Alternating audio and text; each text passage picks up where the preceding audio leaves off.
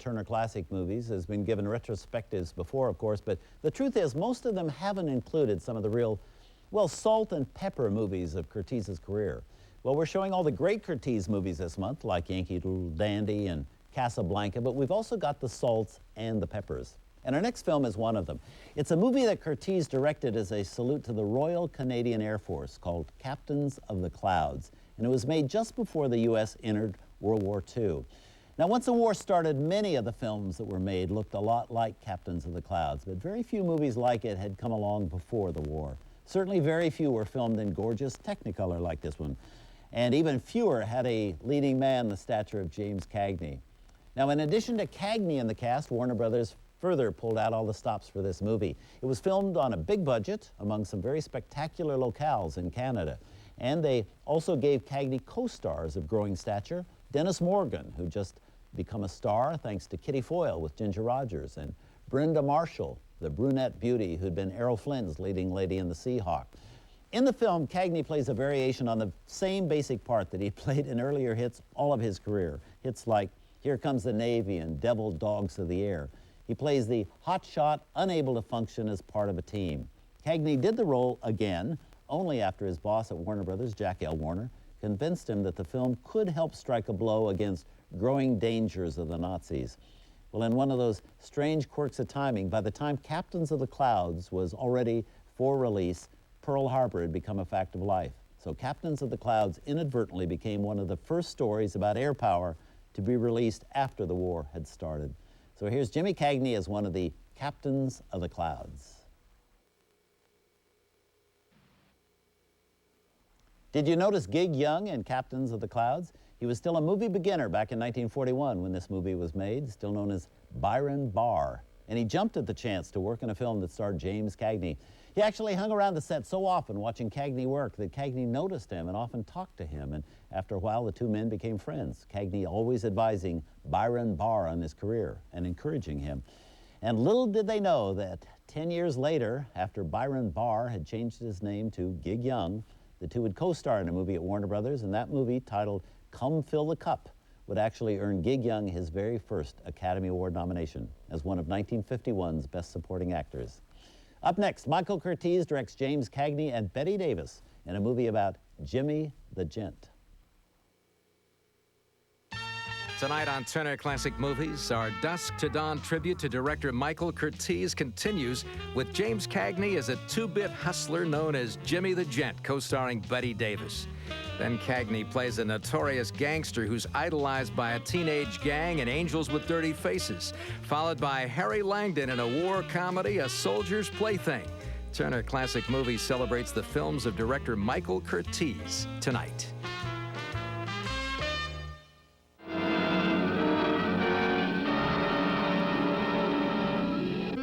I feel all the time like a cat on a hot tin roof. Then jump off the roof, Maggie, jump off it.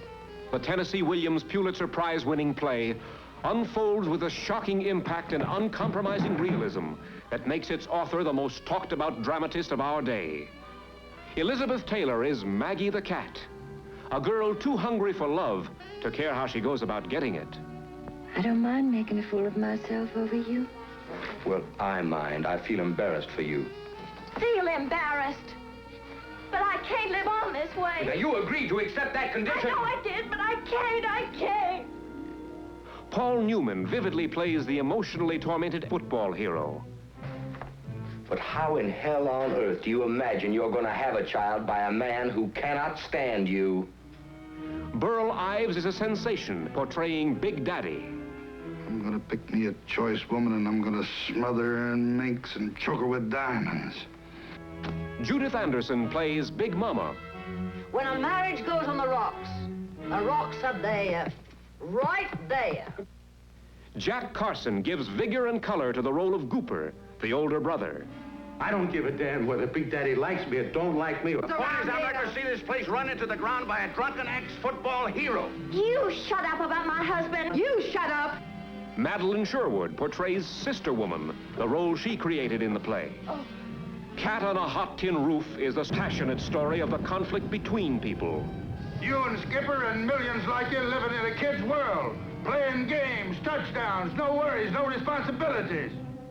An intimate, revealing story of the conflict within people. Maggie! Maggie the cat is alive! I'm alive!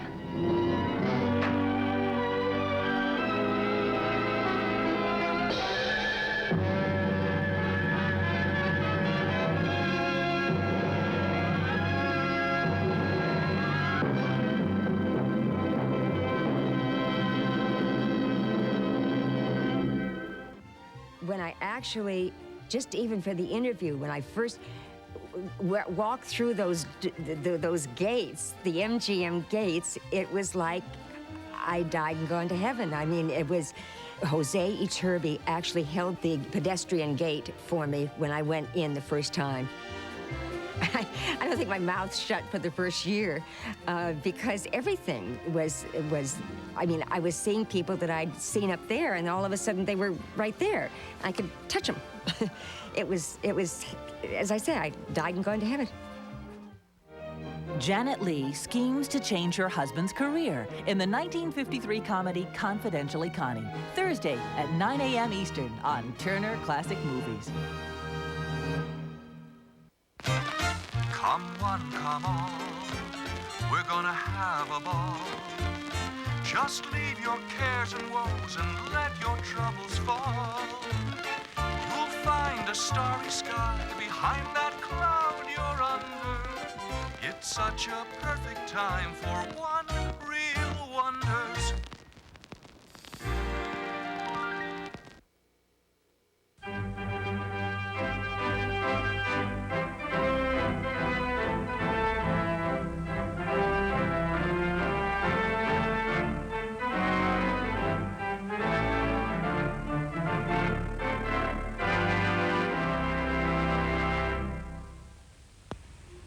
Governor Young, on behalf of the motion picture industry, I greet you and your charming family.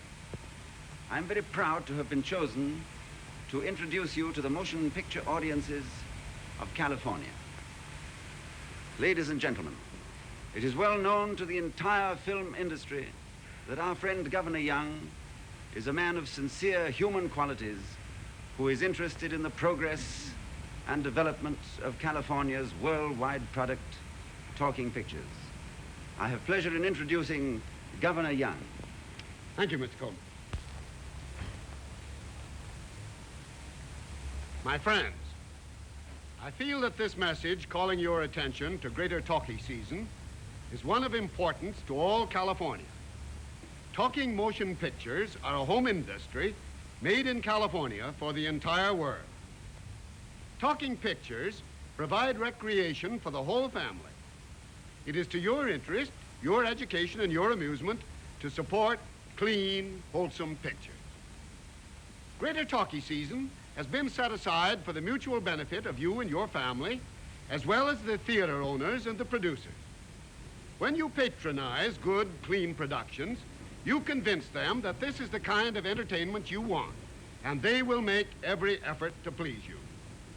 Your patronage of a high type of screen entertainment will encourage the producers to give you a product increasingly higher in standard. The value of the screen as a means of visual education cannot be disputed. And with the addition of speech and sound to films, this educational and cultural feature has greater force than ever. Attend the theaters sponsoring greater talkie season. Take the family. Invite your friends along for the evening's entertainment. Remember that the theater men are your neighbors and your fellow businessmen, deserving of your patronage and friendship. Make greater talkie season this year a real season of success, pleasure, and prosperity.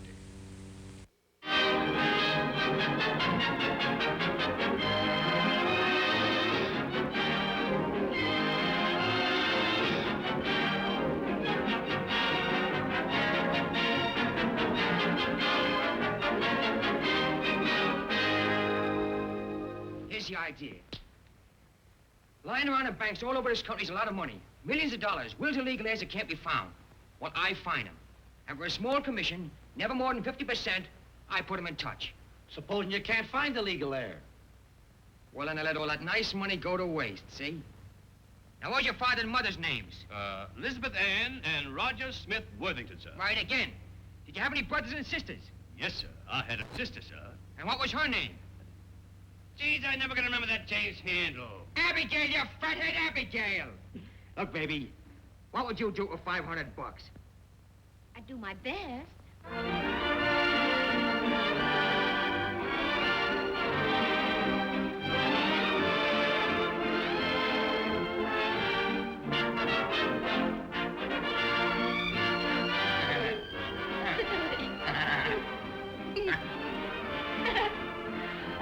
Honey, you deviate me. You say the cutest thing. You know, there are a lot of men that don't look at things the way you do. The only difference between him and me is you got a smoother line. You can't talk about him like that. I'll talk about him any way I like. You can't make yourself clean and making him dirty. He's a chisel just the same as He's me. a gentleman, you're a crook. Oh, I think he's doing all right for himself with you, too. Just what do you mean by that? Do I have to give you a diagram? Ethics. Ethics. I'll show you who's got ethics. Have I got ethics or haven't I? Sure, boss, you got him. Well, what are you holding on to me for? Well, look, boss, I got all that dope on that old lady. Am I a gentleman or ain't I? Sure, boss, you've been a sucker for class all your life. Well, what's about that Jane?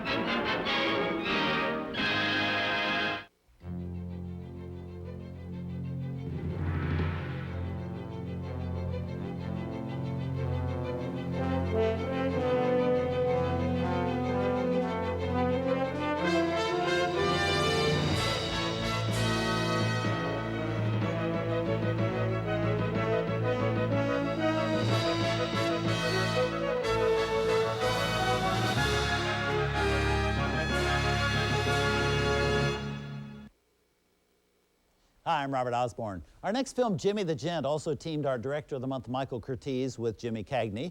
This one came 8 years before Captains of the Clouds, when Cagney was 34 years old. And it actually marked the first time Curtiz had ever directed Cagney. The film also marks the first time Cagney had ever worked with a new actress at Warner Brothers named Bette Davis. They would get a chance later on to work together again, but Jimmy the Gent was their first one together. And it's very much a Cagney movie. Bette, as you'll see, is strictly secondary in this one, playing a role which had been intended, as a matter of fact, for Joan Blondell. But when Blondell couldn't do it, Bette was given the part, something for her to do, to keep her busy, while she had a month off before beginning a movie she was about to make at RKO Radio Pictures called Of Human Bondage. As for Cagney, he was just coming off one of his many suspensions at the studio of Warner Brothers, a state he always seemed to be in there because of turning down bad scripts the studio kept trying to get him to do. Now in this movie, he's a con man trying to acquire some class so he can woo back his girlfriend. That's Bette Davis. And he's back in the rackets, hunting up missing heirs for a fee. And if the heir remains missing, he conveniently supplies a bogus one. It's a very zippy and entertaining little picture, and at least in one respect, it's extremely important because it introduced Cagney to director Michael Curtiz and vice versa. And Curtiz is the man who just 8 years later would direct Cagney into an Academy Award as a singing, dancing Yankee Doodle Dandy. By the way, watch for the woman playing Gladys Farrell in this movie. Her name is Mayo Methot, soon to be Mrs. Humphrey Bogart, before Lauren Bacall. Here's Curtiz directing Cagney. Cagney as Jimmy the Gent, with Bette Davis as a blonde cookie named Joan.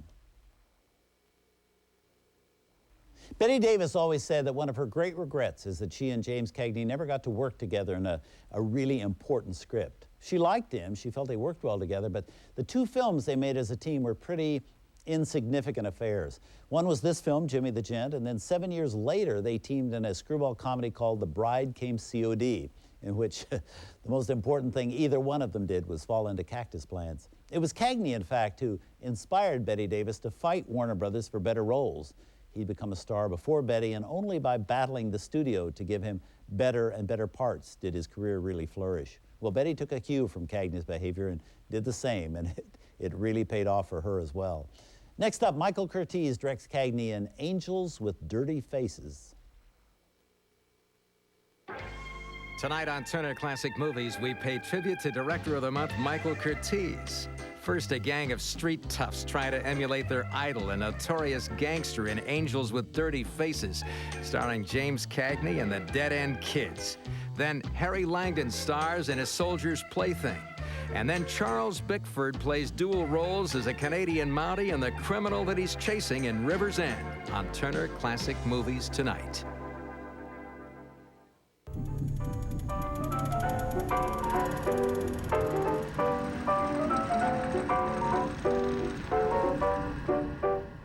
Blue sky, smiling at me, nothing but blue sky do I see. Oh, to, bluebird, singing a song, nothing but little bluebird all day long. Come one, come all, we're gonna have a ball. Just leave your cares and woes and let your troubles fall. You'll find a starry sky behind that cloud you're under. It's such a perfect time for one real wonders.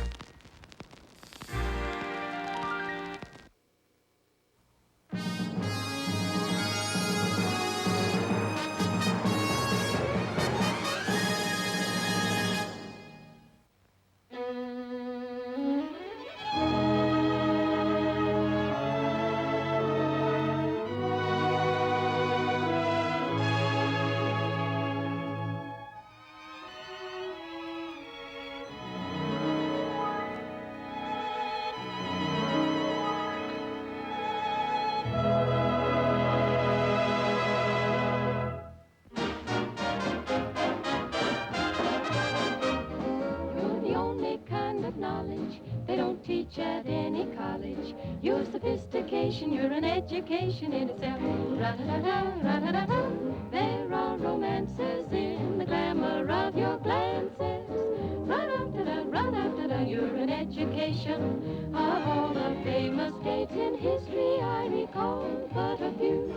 The 4th of July and those evenings with you. The kiss that's scientific, though it's tender, it's terrific. Put those books on the shelf, you're an education yourself.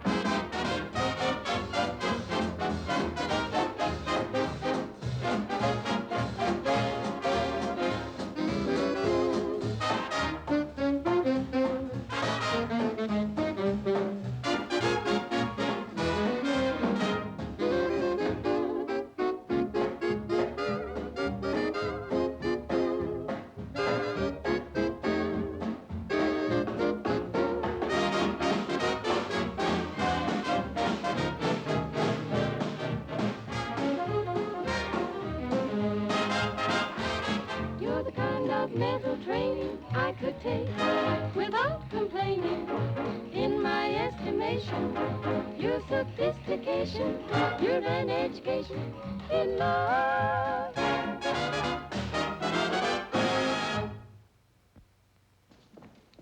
Say, Mr. Ridge, I'm sure glad I found you. I just dropped in to see about a job with your band. Well, that's fine, but we're on the air now. Why don't you go over there in that corner and sit down while we do a little swinging on the Volga boatman? Thank you, sir.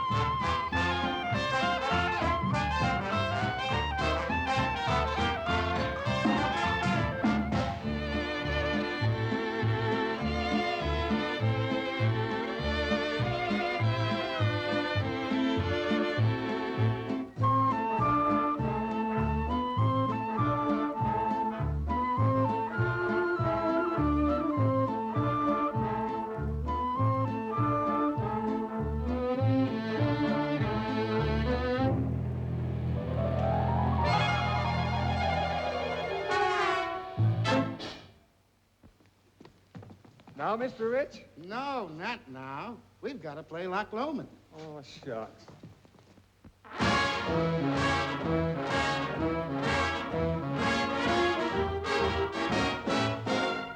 You'll take the high road and I'll take the low road, and I'll be in Scotland before you. 'Cause me and my true love will never meet again on the bonny, bonny banks of Loch Lomond.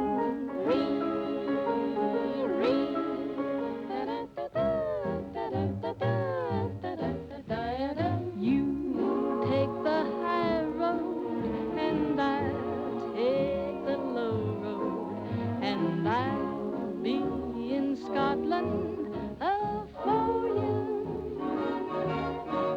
But me and my true love will never meet again on the bonny, bonny banks of Loch Lomond.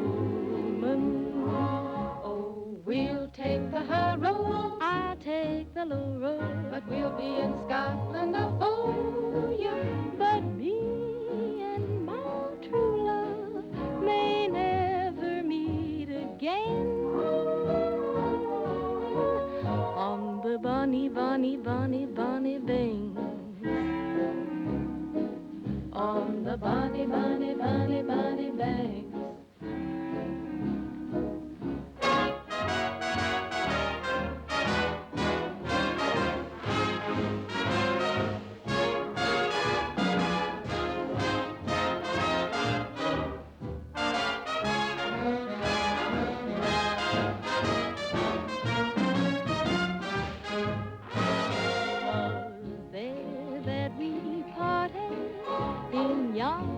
Shady glen, while the sun shines bright on Ben Lomond, and there in purple hue the Highland hills we knew, and the sun coming out in the gloaming. We'll take the high road, you take the low road, but we'll be in Scotland for ya on the bonny banks, on the bonny banks, on the bonny banks, on the bonny banks, on the bonny, bonny banks of Loch Lomond.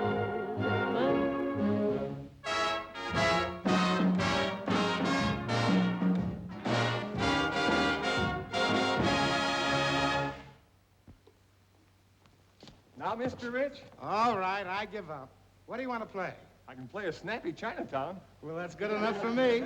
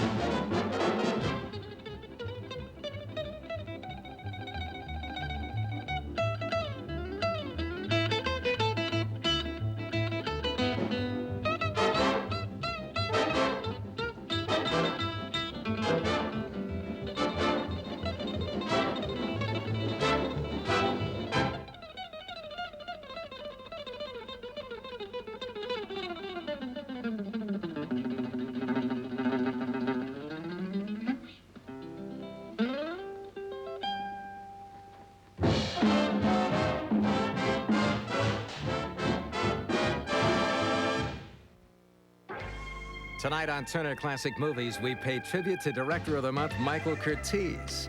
First, a gang of street toughs try to emulate their idol, a notorious gangster in Angels with Dirty Faces, starring James Cagney and the Dead End Kids. Then Harry Langdon stars in A Soldier's Plaything. And then Charles Bickford plays dual roles as a Canadian Mountie and the criminal that he's chasing in River's End on Turner Classic Movies tonight.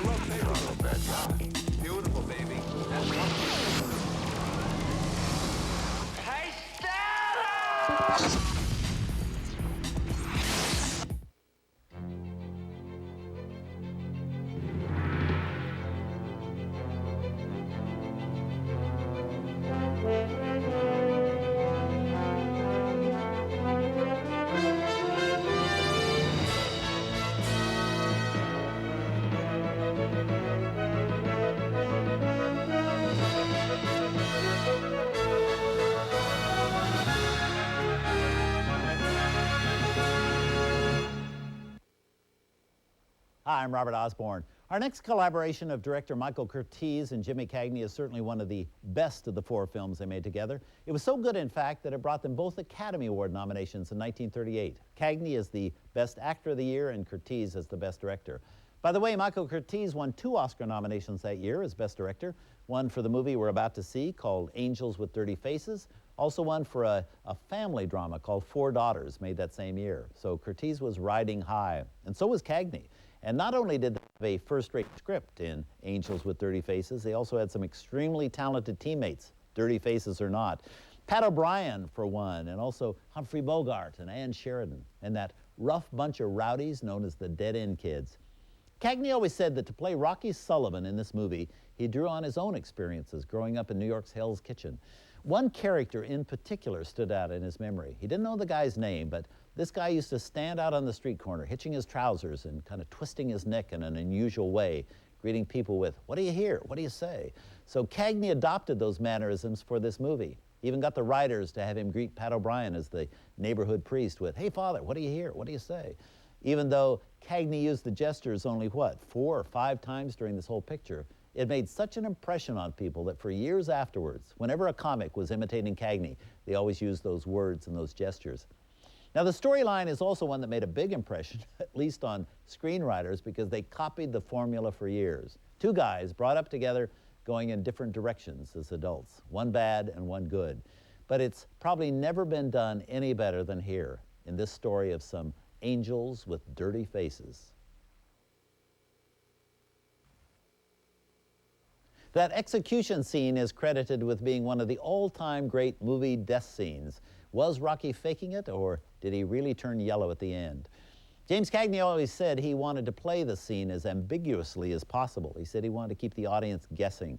Well, in Chicago, the censors weren't taking any chances. They cut the scene with Pat O'Brien before the execution, so there would be no doubt that Rocky was a coward. And if audiences in the Windy City got somewhat shortchanged, they were a lot luckier than moviegoers in Canada and Australia, because in those 2 countries, the execution scene was cut altogether. Now, coming up next, we have Michael Curtiz directing silent screen comedian Harry Langdon in a comedy called A Soldier's Plaything. Turner Classic Movies is open all night with a triple feature tribute to director Michael Curtiz. First, Harry Langdon joins the Army in A Soldier's Plaything. Then, Charles Bickford plays dual roles in River's End. And impresario John Barrymore exerts a strange power over his star performer in The Mad Genius. Turner Classic Movies plays the greatest hits of director Michael Curtiz all night.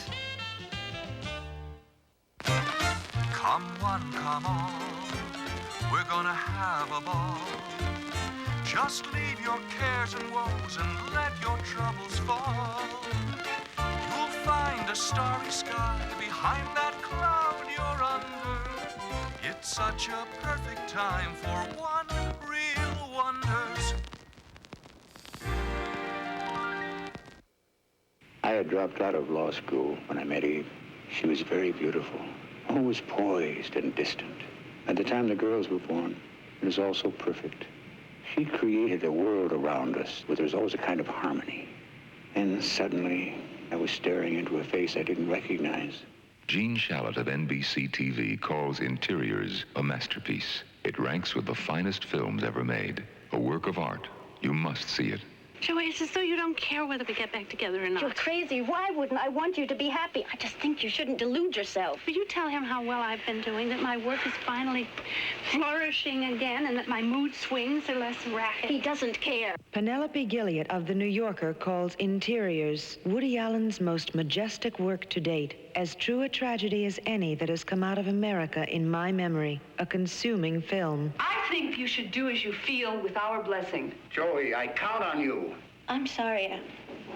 I can't help it. Will you tell him it's okay? Obviously, it's your approval he needs. He certainly had no trouble getting yours. Clearly, it doesn't mean as much as yours. I want the support of all my daughters. Vincent Canby of the New York Times says Interiors is an intelligent, beautifully composed and acted movie. They're so enthusiastic, college kids. I get embarrassed. Oh, well, don't get embarrassed. Don't come. Stay home and drink yourself unconscious. That's one of the cliches of being a novelist you've had no problem with. Judith Christ says Interiors crosses an entirely new frontier, dealing directly and perceptively with the human condition. Mom, nothing to work for anymore. No, Mom, don't say that. It's true. You know that's not true. Mother, it's all right, Mom. Charles Chaplin of the Los Angeles Times says Interiors is a somber, intense, and stunning new work. A movie of uncompromised purity. Interiors is thrilling. Be careful. I'm not drunk just because I don't act like an animal. Interiors, starring Kristen Griffith, Mary Beth Hurt, Richard Jordan, Diane Keaton, E.G. Marshall, Geraldine Page, Maureen Stapleton, and Sam Waterston. Oh, I just want to die. Stop that. I just hate my... Interiors, written and directed by Woody Allen.